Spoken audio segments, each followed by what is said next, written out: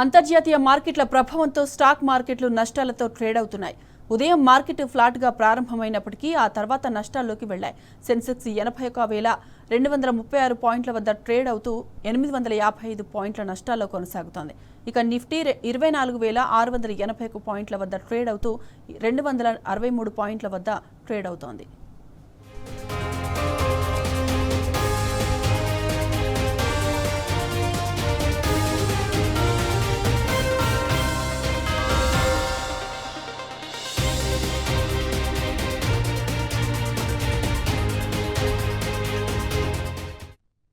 ఇక ఇదే అంశంపై మరింత సమాచారం మా ప్రతినిధి యాసర్ అందిస్తారు. యాసర్ చెప్పండి.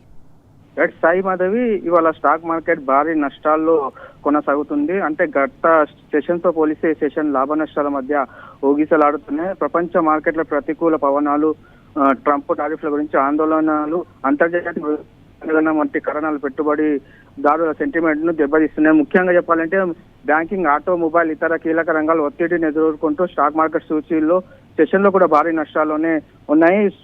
ఇవాళ ఫ్లాట్ గా ప్రారంభమై నష్టాల్లో కొనసాగుతుంది. ప్రస్తుతం మార్కెట్ 855 పాయింట్ల నష్టాలు, సెన్సెక్స్ 855 పాయింట్ల నష్టాలు కొనసాగుతుంది. అదేవిధంగా నిఫ్టీ విషయానికి వస్తే 263 నష్టాల్లో కొనసాగుతుంది.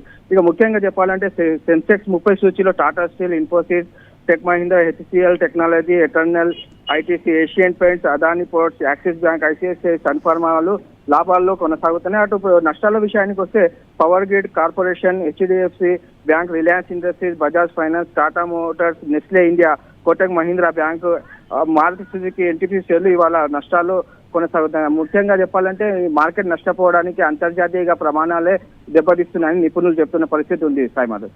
Right Acer, thank you.